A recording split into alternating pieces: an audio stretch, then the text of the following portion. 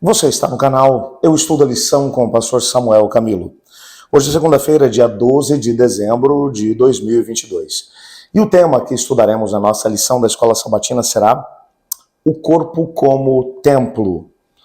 O texto que serve como base, ou os textos que servem como base para o nosso estudo, vão se encontrar em 1 Coríntios, no capítulo 6, versos 19 e 20, que diz assim: acaso não sabeis que o vosso corpo é o santuário do Espírito Santo, que está em vós, o qual tendes da parte de Deus, e não sois de vós mesmos? Porque fostes comprado por preço. Agora, pois, glorificai a Deus no vosso corpo. O outro texto, 1 Coríntios, capítulo 10, verso 31. Portanto, quer comais, quer bebais, ou façais outra qualquer coisa, fazei tudo para a glória de Deus. Quando olhamos para esses dois textos, existem alguns aspectos que nos saltam aos olhos.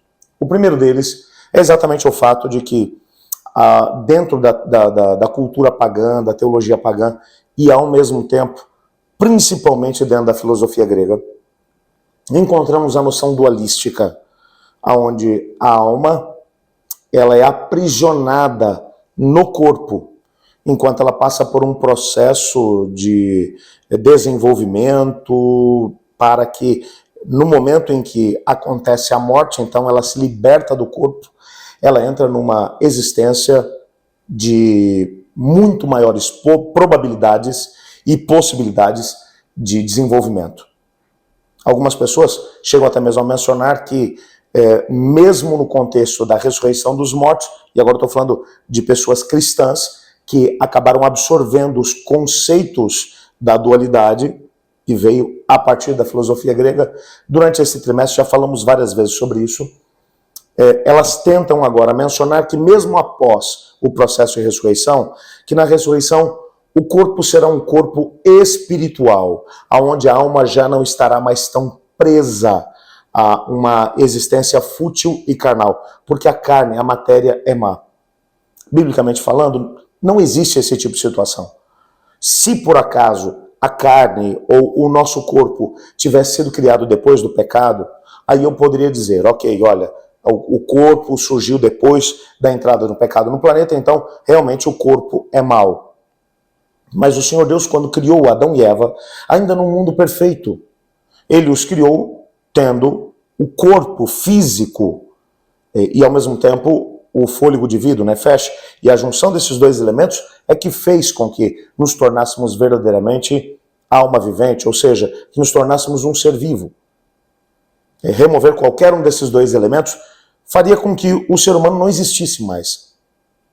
Por isso, agora, quando pegamos esse conceito de que o corpo não é intrinsecamente mau, o pecado, ele afetou todo o ser humano. Quando nascemos, já nascemos com uma tendência para o mal. E quando o Senhor Jesus voltar e colocar um ponto final no pecado, nós continuaremos tendo um corpo de carne e sangue, onde teremos a oportunidade de vivenciar momentos espetaculares na terra renovada. Já vimos isso também algumas semanas atrás. Vamos plantar, colher, vamos comer, vamos ter a oportunidade de correr, de desenvolver trabalhos, porque teremos um corpo físico. Então, o corpo, ele não é esse elemento que limita a alma, não é a prisão da alma. Por isso, quando você vai olhar para o apóstolo Paulo vai dizer, vocês são o templo do Espírito de Deus que habita dentro de vocês. Portanto, glorifiquem a Deus no vosso corpo.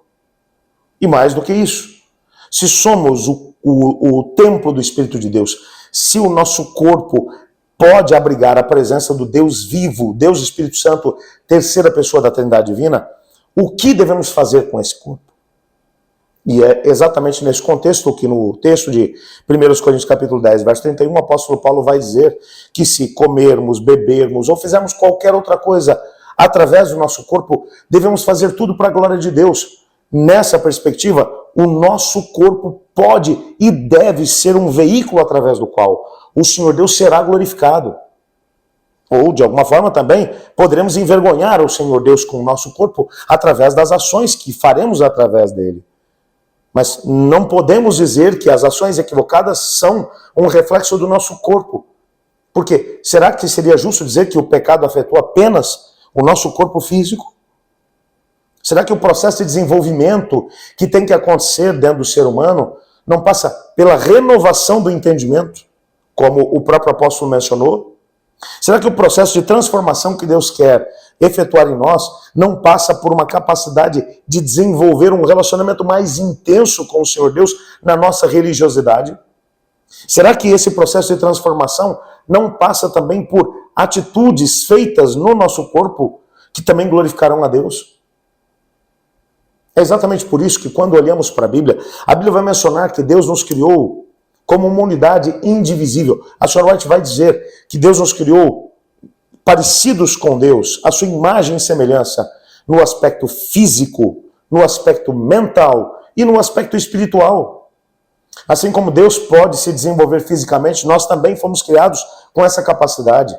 Assim como Deus também é capaz de se desenvolver na sua capacidade intelectual, nós também podemos. Assim como Deus pode se desenvolver na sua capacidade espiritual e no relacionamento com o ser humano, nós também o podemos fazer. Não separados do nosso corpo, mas como uma unidade indivisível. Exatamente por isso que, entendendo que o Evangelho de Cristo não quer apenas tratar dos aspectos espirituais do ser humano. Tudo que diz respeito ao aspecto físico também diz respeito a Deus. Tudo que diz respeito ao aspecto intelectual também diz respeito a Deus. Tudo que diz respeito ao aspecto espiritual, é claro, também diz respeito a Deus. Porque fomos criados como uma unidade capaz de se desenvolver de forma harmônica nos aspectos físicos, mentais e espirituais. Vamos pedir a Deus para que nos ajude a podermos, ainda que no mundo de pecado e dor, desenvolvermos todas as capacidades que o Senhor Deus tem para nós? Ore comigo. Obrigado, Pai, porque em Tua palavra descobrimos o Teu amor, que é maravilhoso. E pedimos que o Senhor nos ajude a vivermos o melhor que o Senhor tem para nós. Nos colocamos em Tuas mãos pedindo que nos ajude a alcançarmos o pleno desenvolvimento harmônico das faculdades físicas, mentais e espirituais. Pois é em nome de Jesus que oramos, amém. Eu estudo a lição, e você?